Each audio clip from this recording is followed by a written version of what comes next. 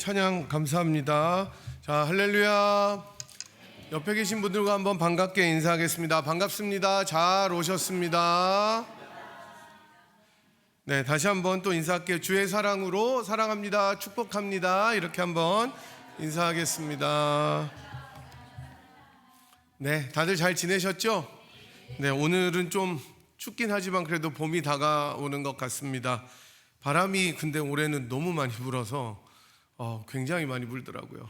그래서 뛰기도 참 힘든 그런 날씨인데, 그래도 이제 조금 더 훈훈하고 이제 오는 주는 뭐 60도가 다 넘는다고 하니까 이제 아주 봄이 찾아오는 것 같습니다. 출타하셨던 우리 정장로님, 문건사님 반갑게 또 건강하게 잘 돌아오셔서 함께 예배드리니까 너무 감사하고 또 기쁘고요.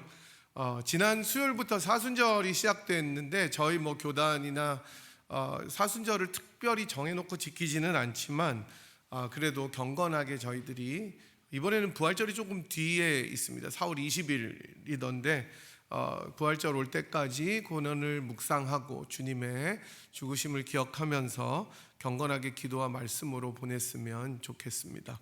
지난주에 저희들은 믿음의 여정 누가복음 강해 62번째 시간으로 미혹을 받지 않도록 주의하라는 말씀을 들었습니다. 시한부 종말론자들처럼 당장 끝날이 올 것이라고 막 그런 두려움 속에 지내는 한 극단으로 살지 말아야 된다고 말씀드렸고, 또 이 끝이 아니다라는 예수님의 말씀을 항상 기억해야 된다라고 말씀을 드렸습니다. 동시에 또 다른 극단은 이 세상 것들에 너무 취해서 종말이 과연 올까라는 마음으로 마음이 둔해져서 주님의 오심을 기다리지 않는 것 역시 위험하다고 했습니다.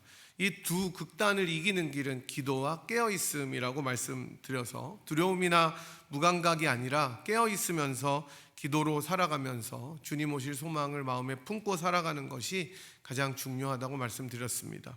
이제 오늘은 믿음의 여정 63번째 시간으로 서로 다른 준비라는 제목으로 말씀을 나눌 텐데요. 예수님을 배반하는 가룟 유다와 유월절을 준비하시는 예수님의 모습을 통해서 펼쳐지는 두 가지 준비에 대해서 저희가 생각해 보았으면 좋겠습니다. 각 민족마다 고유의 명절이 있습니다. 그죠? 한국에서 대표적인 명절은 뭐가 있을까요? 네? 여러분 제일 먼저 생각나는 게 뭐예요? 구정추석. 정확하게 제가 그렇게 썼는데 뭐 다 똑같습니다. 설날과 추석입니다. 우리나라에서 신정보다는 구정을 더 크게 지키고, 추석은 정말 온 민족이 다 같이 지키는 큰 명절이죠. 지금도 비슷하긴 하지만 이전에 저 어렸을 때랑 미국으로 오기 전에도 그랬는데, 명절을 맞으면 고향으로 가는 차량들이 어마어마하게 많았습니다. 안 그래도 한국이 인구도 엄청 많은 데다가, 그래서 막 그 고속도로에 밀리니까 그 고속도로 주변에서 막 음식이나 물을 파는 사람들도 그때가 대목이었다고 합니다. 우스갯소리로 요즘은 잘 사는 사람들은 이미 명절을 그 전에 다 쇠고 외국 여행을 간다고 합니다. 그게 이제 명절을 잘 지키는 거라고요. 돈 많은 사람들은 그때 붐빌 때 고향에 안 가고 딴 나라로 가서 베케이션을 즐기고 그 전에 다 이제 명절을 샌다고 합니다. 미국의 대표적인 명절 하면 여러분 뭐 생각나십니까? 무조건 땡스기빙이죠. 무조건 땡스기빙인데 우리나라 추석처럼 지내는데 미국도 이때 이동 인구가 엄청 많습니다. 비행기표도 뭐 어마어마하게 비싸죠. 유대인들에게도 역시 중요한 명절들이 있었습니다. 대표적인 명절은 성경에서 명절이라고 이야기하기보다 절기라고 이야기를 하는데 보통 세 가지를 꼽습니다. 뭐가 있을까요? 여러분 혹시 기억나는 거 있으십니까? 네. 다 이렇게 자신 없게 이렇게 하시지만, 유월절, 오순절, 초막절 이 세 가지 절기가 제일 대표적인 절기입니다. 그렇지만 이 세 가지 유월절, 오순절, 초막절 가운데서도 가장 큰 절기는 오늘 본문에 나오는 유월절입니다. 1절에 보니까 유월절이라는 무교절이 다가왔다고 이야기를 하는데, 여러분들이 잘 아시다시피 유월절은 이스라엘 백성들이 애굽의 노예 생활로부터 벗어난, 즉 그래서 출애굽이죠. 엑소더스. 그죠? 이것을 기념하는 절기입니다. 애굽에서 나오기 전날 밤에 문설주에 피를 바른 이스라엘 백성들과 심지어 다른 이방인들이라 애굽 사람들이라고 하더라도 여호와의 사자가 그 문설주 바른 문지방을 그냥 지나가는 겁니다. 그래서 첫 태생들이 죽임을 당하지 않도록 넘어갔다라고 해서 Passover입니다. 유월입니다. 담을 넘는다는 뜻이죠. 유월. 그래서 Passover입니다. 따라서 유월절은 사실 우리나라의 절기로 말하면, 명절로 말하면 광복절 같은 날이죠. 미국으로는 인디펜던스 데이 같은 날입니다. 독립기념일. 하지만 그것보다 훨씬 더 중요한 의미를 지닌 명절이 바로 패스오버인 거죠. 6월절에 이스라엘의 모든 패밀리들은 다 함께 모여서 여기 추수 감사절처럼 식사를 다 같이 합니다.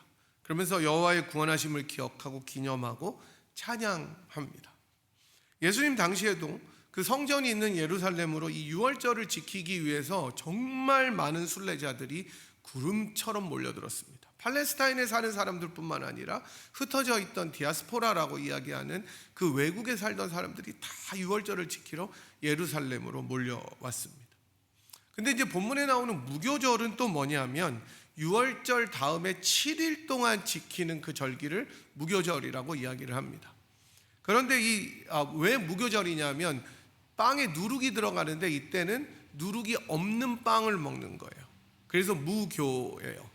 그 누룩이 unleavened bread라고 해서 누룩이 없는 빵과 쓴나물을 먹는 겁니다.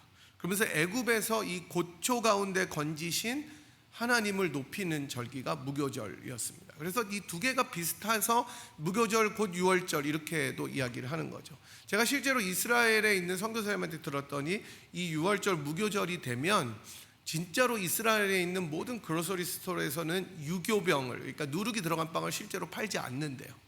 외국인들만 살 수 있대요. 다 덮어놓은대요. 그리고 다 무교 그 병만 판다고 합니다. 그 정도로 중요하게 지키는 것이 패스오버입니다.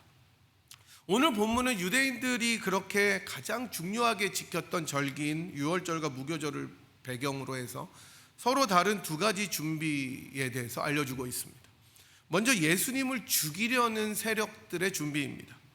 대제사장들과 서기관들이 예수를 무슨 방도로 죽일까 궁리했다라고 2절은 이야기합니다. 지난 설교들에서도 말씀드렸지만 대제사장들은 사두개인들이고 서기관들은 바리새인들이었습니다.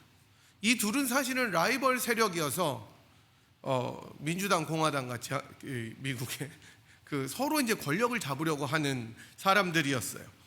다투는 입장이었는데 저희가 지난 몇 주간 좀 살펴보았던 것처럼 이 세력들은 예수님과 논쟁을 하면서 이기려고 갖은 수를 다 썼지만 도리어 당하고만 사람들이었습니다. 그래서 이 사람들은 서로 적대적이었는데 이런 사람들이 예수님을 죽이려는데 한마음 한뜻이 된 것을 보게 됩니다. 참 놀라운 일이죠. 나중에 보면 헤롯과 빌라도가 거의 원수처럼 지내다가, 왜냐하면 빌라도가 계속 헤롯을 시쳇말로 갈궜어요. 그래서 너무너무 짜증이 났는데 나중에 예수님을 죽이는 일에 헤롯과 빌라도가 하나가 되어서 친구가 되었다라고 나오는 걸 보는데, 악은요, 죄는요, 사람을 하나로 묶는 기능을 합니다. 사랑만 사람을 하나로 묶는 게 아니에요. 악 앞에서 사람들이 하나가 될 수 있어요. 이게 굉장히 무서운 죄의 능력입니다. 하나의 거대한 악과 죄 앞에 원수처럼 지내던 적대자들이 한 마음과 한 뜻이 되는 것을 보면서 얼마나 죄가 무서운지를 우리가 깨닫게 되는 것이죠. 아담과 하와가 에덴 동산에서 선악과를 따먹으면서 하나님의 불순종으로 나아갈 때, 하나님께 대한 불순종으로 나아갈 때 한 마음으로 죄를 짓게 되잖아요. 그때 눈이 멀어서 한 마음으로 죄를 짓는데 결국 그 죄는 모두를 파멸시키게 됩니다. 그러니까 죄를 지을 때 한 마음 한 뜻이 되지만 짓고 나면 다 멸망인 거예요. 이러한 죄악으로 인한 연합은 일시적으로 하나 되는 것 같지만 결국 비극적인 결말을 가져오게 되는 겁니다. 이게 죄입니다. 문제는 이 사람들이 예수님을 잡으려고 했는데 마땅한 방도가 없어요. How to를 모르는 거예요. 백성들이 예수님을 지지하고 따르기 있었기 때문에 함부로 잡았다가는 큰 저항에 부딪힐 것을 알았기 때문에 방도가 없는 거예요. 하지만 이 악이 악을 알아본다고 3절에 보니까 12 중에 하나인 가룟인이라 부르는 누구에게요? 유다에게 사탄이 들어가더니 이렇게 나옵니다. 누가복음에서 사탄 혹은 마귀라는 말이 총 8번 나오는데 예수님을 시험할 때인 4장과 오늘 본문을 제외하고는 예수님께서 언급하실 때 나옵니다. 사탄이 스스로 서지 못한다 이렇게 예수님의 말에서 나오는 거 빼고 사건에서 나오는 거는 4장과 오늘 본문밖에 없습니다. 4장 13절에 이렇게 나옵니다. 예수님이 시험을 다 마치신 후에 마귀가 모든 시험을 다한 후에 얼마 동안 떠나니라 이렇게 나옵니다. 누가는 사탄이 정말 오랫동안 기회를 엿보고 있음을 본문을 통해 보여줍니다. 4장에서 예수님을 시험한 후에 떠났다가 언제 찾아오는 거예요? 지금 찾아오는 거예요. 한 20장 가까이를 사탄의 존재가 별로 나오지 않다가 사탄이 기회를 엿보고 제일 결정적인 때 나타나는 겁니다. 그러니까 사탄이 이래서 무서운 거예요. 사탄은 예수님의 제자들 가운데 한 명인 가룟 유다에게 들어갑니다. 물론 예수님을 팔기로 작정하고 결국에는 팔아 넘겨버린 유다에게 자유의지가 있기 때문에 가장 큰 책임이 있는 것은 부정할 수 없는 사실입니다. 하지만 누가는 보다 더 넓은 관점에서 사탄이 유다에게 들어갔다 이렇게 설명합니다. 그래서 유다는 결국 대제사장들과 성전 경비대들에게 가서 예수를 넘겨줄 방도를 의논하고 이 사람들은 대제사장들과 서기관들은 자신들이 손 안 대고 코 푸는 것처럼 이게 무슨 횡재인가 그래서 돈을 주기로 약속합니다. 사두개파와 바리새파가 하나가 되었듯이 이제 이 사람들과 배반자 유다가 죄악으로 연합합니다. 이러한 준비는 결국 모두가 자신만을 위한 것이었습니다. 이 권력자들은 자신들의 권력 유지를 위해서 예수님을 죽이려는 준비를 하고 있고 유다는 탐욕을 인해서 그랬습니다. 때로는 유다가 그 혁명당에 있다, 그 젤롯 당이라고 이야기를 하니까 그 무장 혁명을 지지하는 그 당이었다 그러는데 사실 그거는 큰 근거는 없습니다. 그러니까 거기에 동조하는 마음은 있었지만 실제로 그 파리에 속하지는 않았다. 그래서 실망해서 그랬다라는 것은 있지만 사실은 탐욕 때문에 그렇습니다. 돈 때문에. 그리고 마귀는 하나님의 구원의 역사를 뒤집기 위해 마지막 수단으로 준비하고 있습니다. 삼위일체처럼 모든 악들이 연합합니다. 하지만 이 준비는 모두가 아까 우리 장로님 기도하셨듯이 이기심 때문에 자기를 위한 준비였습니다. 이 모든 배후에 사탄이 자리 잡고 있었던 거죠. 따라서 우리가 처음 13절까지 중에 6절까지는 한편으론 사람들이 모여서 예수님을 잡고 죽이려고 하는 시도였지만 또 다른 한편으론 무시무시한 영적인 어둠의 세력 사탄의 모의와 계략과 준비가 있다는 것을 알게 됩니다. 이 장면을 보면서 우리들은 영적 전쟁이 얼마나 중요한지를 깨달아야 합니다. 현대 그리스도인들은 때때로 영적 세력에 대해서 간과하는 경우가 너무 많이 있습니다. 물론 너무 마귀하고 사탄하면서 두려움에 빠지고 예민해 할 필요까지는 없지만 그럼에도 불구하고 우리 배후에는 영적인 세력들이 반드시 존재한다는 것을 이해하고 경계해야 하는 것입니다. 유다의 배반은 이런 면에서 그의 진정한 성품을 드러내준다고 한 학자는 이야기하는데 이렇게 이야기합니다. 우리 이제 화면에 나올 텐데 한번 보시겠습니다. 만약 어떤 사람의 마음이 하나님과 올바른 관계에 놓여 있지 않다면 그가 예수의 곁에 가까이 서 있는 것이 그의 믿음을 보증해 주는 것이 아니라는 사실을 밝혀준다. 유다는 단지 외형적으로만 예수와 가까운 관계에 있었으며 또한 그를 따라다녔다. 그래서 나중에 유다는 예수를 거부하고 자신의 진정한 색깔을 드러낸다라고 데럴박이라는 학자는 주석합니다. 결국 사탄이 틈타고 들어가는 것은 본인 자신에게 달린 것이고 이는 우리 자신이 영적 전쟁을 잘 수행해야 된다는 것을 알려줍니다. 예수님과 가까이 있어도 예수님을 믿지 않을 수가 있는 거예요. 이게 정말 위험한 거예요. 하나님과의 올바른 관계에 놓여 있지 않을 수 있어요. 교회를 열심히 다녀도. 교회 출석해도 하나님과 관계가 없을 수 있다고요. 그래서 여기서 아까 이야기한 것처럼 예수의 곁에 가까이 서 있는 것이 그의 믿음을 보증해 주는 것이 아니라는 것입니다. 이 사실 때문에 바울은 에베소서 6장에서 하나님의 전신갑주를 입고 영적 전쟁을 싸우라고 도전하고 있는 것입니다. 유다의 변절과 유혹에 넘어가는 이 비극을 보면서 우리는 정말 나 자신이 하나님과 올바른 관계에 서 있는지, 무늬만 예수를 믿는지, 그런 형식적 신앙인인지, 그리고 정말 영적인 전쟁을 수행할 준비와 자세가 되어 있는지를 돌아보아야 하는 것입니다. 누가는 사탄을 통한 준비와 그의 도구들이 된 사람들을 이렇게 보여준 다음에 그 다음으로 이동합니다. 같은 절기인 유월절과 무교절이 똑같이 등장합니다. 같은 날에 다른 일들이 벌어지는 거예요. 한 절기와 배경을 중심으로 완전히 다른 준비가 나오는데, 다른 한 준비는 예수님의 준비입니다. 예수님께서는 베드로와 요한을 보내서 유월절을 준비시키십니다. 예수님께서 예루살렘으로 입성하실 때 나귀를 가져오라고 하신 것과 비슷하게 이번에도 10절부터 12절에서 말씀하십니다. 우리 같이 한번 10절부터 12절 같이 읽어보도록 하겠습니다. 이르시되 보라, 너희가 성내로 들어가면 물 한 동이를 가지고 가는 사람을 만나리니 그가 들어가는 집으로 따라 들어가서 그 집 주인에게 이르되 선생님이 내게 하는 말씀이 내가 내 제자들과 함께 유월절을 먹을 객실이 어디 있느냐 하시더라 하라. 그리하면 그가 자리를 마련한 큰 다락방을 보이리니 거기서 준비하라 하시니.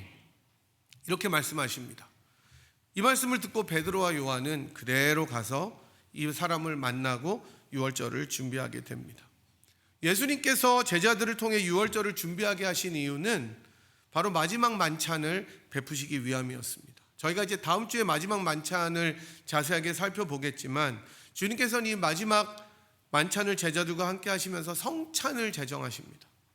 그리고 마지막 가르침을 제자들에게 베풀어 주십니다. 결국 예수님께서 마지막 유월절을 준비하신 것은 자기의 죽으심을 예비하고 이 땅을 떠나시기 위한 준비를 위한 것이었습니다. 그래서 요한복음 13장 1절에서는 이 사건을 말하면서 유월절 전에 예수께서 세상을 떠나 아버지께로 돌아가실 때가 이른 줄 아시고 세상에 있는 자기 사람들을 사랑하시되 끝까지 사랑하시니라 라고 말씀하십니다. 예수님께서는 이제 자기가 죽음이 임박했음을 아시고 유월절을 맞이하고 계시는 것입니다. 이 예수님께서 유월절을 이렇게 준비하시고 지키시는 것을 보시면서 예수님께서는 단지 절기를 준비하시는 것이 아니라 하나님의 위대하고 거대한 구원 역사와 계획 속에서 자신이 감당해야 될 일을 깨닫고 수행하고 계시는 것을 알 수가 있습니다. 우리는 앞서 가룟 유다와 대제사장들과 서기관들을 통해 마귀가 역사하고 그들이 마귀의 통로가 되었던 것을 보았습니다. 하지만 우리 주님께서는 자발적으로 자신을 내어주려고 하시는 것입니다. 움켜쥐는 것이 아니라 내 것을 내어주는 것입니다. 그 누구의 권고도 아니고 등을 떠밀려서 어쩔 수 없이 하는 것도 아니고 자기의 목숨을 스스로 기꺼이 내어놓으시기 위해서 유월절 지키기를 준비하시는 것입니다. 권력자들과 유다는 자신들을 위한 준비를 하였지만 주님께서는 자신을 버리시고 도리어 죄인들을 위해 자기 목숨을 내어주시는 준비를 하시는 것입니다. 이 대적자들과 얼마나 대조가 됩니까? 자신만을 위한 준비가 아니라 다른 이들을 위한 희생을 위한 준비가 예수님의 준비였습니다. 구약의 유월절이 노예되었던 애굽으로부터 탈출과 해방을 기념하는 것이었다면 이제 예수님께서 준비하시고 완성하실 유월절은 죄와 사망의 노예가 되었던 우리들을 진정한 죄사함의 해방으로 이끄는 더 큰 우월한 새 출애굽을 기념하는 유월절이 될 것입니다. 예수님께서 친히 유월절 어린 양이 되셔서 자기 목숨을 죄인들을 위한 화목제물로 드리심으로 하나님과 원수되었던 저와 여러분을 하나님의 자녀가 되도록 인도하셨습니다. 그래서 바울은 고린도전서 5장 7절에서 우리의 유월절 어린 양 곧 그리스도께서 희생되셨느니라 라고 선포합니다. 누구든지 예수의 피를 인해서 예수를 구주로 믿는다면 어떤 죄악이 있을지라도 영원히 멸망하지 않고 하나님의 자녀가 되는 권세를 받으시는 것을 믿으시기 바랍니다.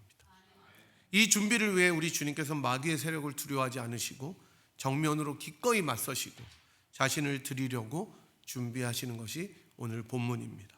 이것이 예수님의 준비고 하나님의 계획이었습니다. 우리는 이 본문을 통해서 거대하고 때로는 우리가 이해하지 못할 것 같은 엄청난 배후에 있는 우주의 세력들이 지금 예수님과 마귀를 중심으로 팽팽하게 대립하는 것을 볼 수가 있습니다. 마치 두 나라가 전쟁할 때 진짜 그 전쟁 촉발하기 직전에 팽팽한 세력이 맞서는 것 같습니다. 그래서 어쩌면 우리가 본문을 읽을 때 겉으로 보면 강한 힘을 가진 사람들, 권력을 쥔 사람들, 그리고 돈을 거머쥔 자들이 승리로 이 모든 싸움을 끝낼 것 같습니다. 이 세상에서의 모든 논리와 질서는 이렇게 펼쳐지기 때문입니다. 힘을 가진 나라가 약한 나라를 이기는 것이 상식이고, 그래서 힘을 길러야 되고, 돈이 많은 사람들이 훨씬 돈이 없는 사람보다 더 좋은 위치에 처하는 것이 이 세상의 당연한 논리이기 때문입니다. 그래서 어쩌면 본문을 읽는 독자들은 어둠의 세력이 이 힘이 이길 것이라고 느낄지도 모르겠습니다. 그리고 실제로는 그렇게 되었을 것처럼 보였는지도 모릅니다. 왜냐하면 예수님께서 체포돼서 돌아가셨기 때문이죠. 만약 성경이 여기까지라면 우리는 절망밖에 볼 수가 없습니다. 그리고 우리가 살아가는 이 세상은 너무나 당연하게 이것이 현실이라고 우리들에게 선명하게 보여줄 때가 너무나 많이 있습니다. 죄를 져도 죄인이 아니에요. 최소한 우리 눈에 보여지는 것은 그런 것 같습니다. 하지만 여러분, 하나님 아버지께서는 그렇게 암울해 보이고, 그렇게 어려워 보이고, 그렇게 억울해 보이는 이 상황 속에서도 자신의 계획을 준비해 나가고 있음을 믿으시기 바랍니다. 한쪽에서 아무리 악이 창궐하고 정의가 무시되고 힘을 가진 사람들의 횡포가 하늘을 찔러서 승리하는 것처럼 보일지라도 하나님께서는 자기의 놀라운 계획을 성실하고 신실하게 준비하면서 일하고 계시다는 것을 믿으시기 바랍니다.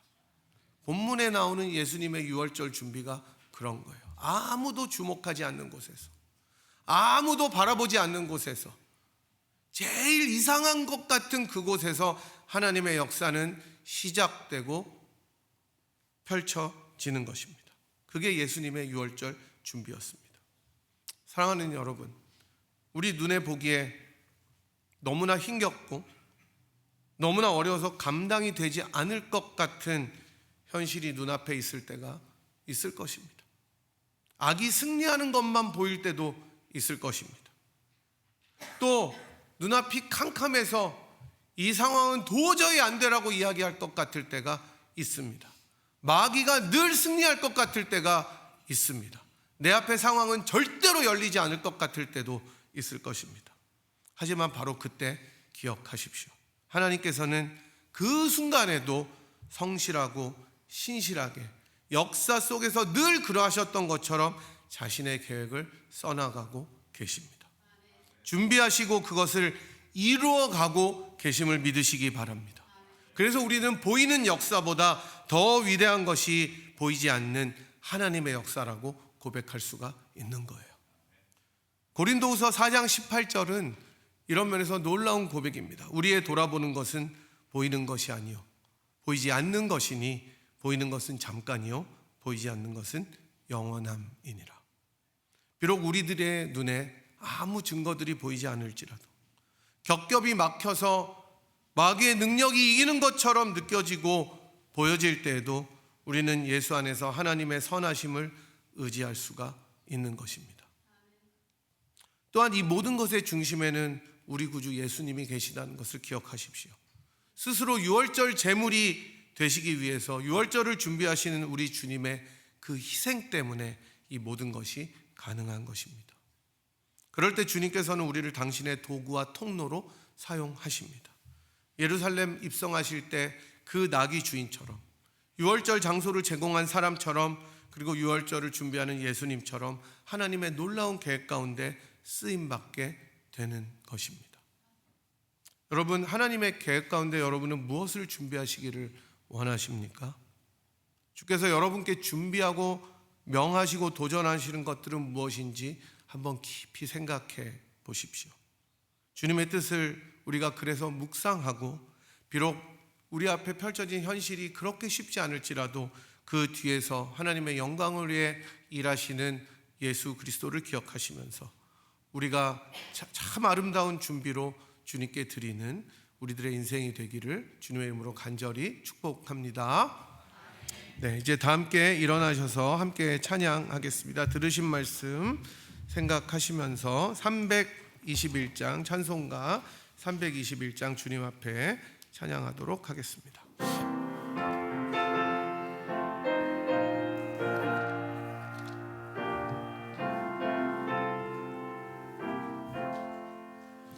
날 대속하신 예수께 내 생명 모두 드리니 늘 진실하게 하소서. 내 구주 예수여, 나 구주 위에 살리라. 내 기쁨 한량 없으리. 내 갈 길이 놓아소서. 내 구주 예수여, 날 구원하신 예수를 일평생을 지하오니 날 영접하여 주소서. 내 구주 예수여, 나 구주 위에 살리라. 내 기쁨 한량 없으리. 내 갈 길이 또하소서. 내 구주 예수여, 주 십자가 달리사 날 자유하게 했으니 내 몸과 마음을 주 위에 다스게 하소서. 나 구주 위에 살리라. 내 기쁨 한량 없으리. 갈 길이 또하소서. 내 구주 예수여,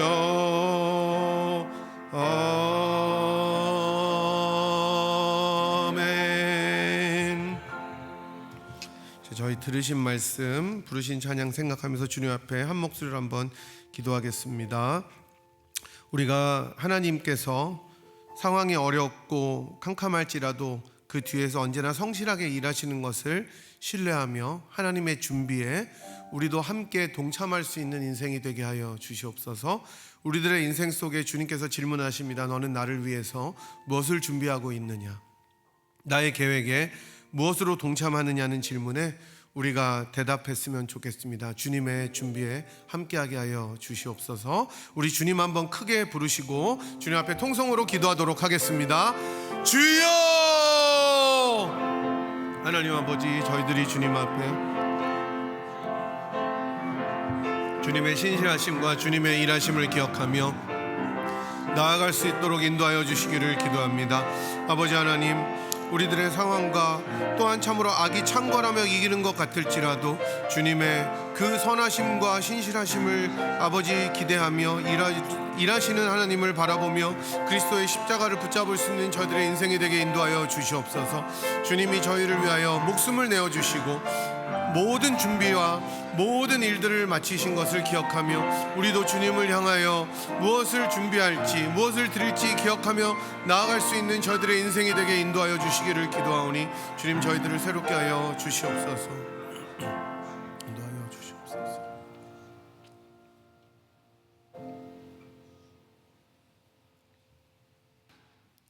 때로는 우리들의 인생 속에 앞이 보이지 아니하고 정말로 악이 창궐하여 모든 것이 주님의 뜻과 반대되는 것처럼 보일 때에도 하나님께서는 자신의 계획을 언제나 성실하고 신실하게 이어가고 계심을 믿게 인도하여 주시옵소서.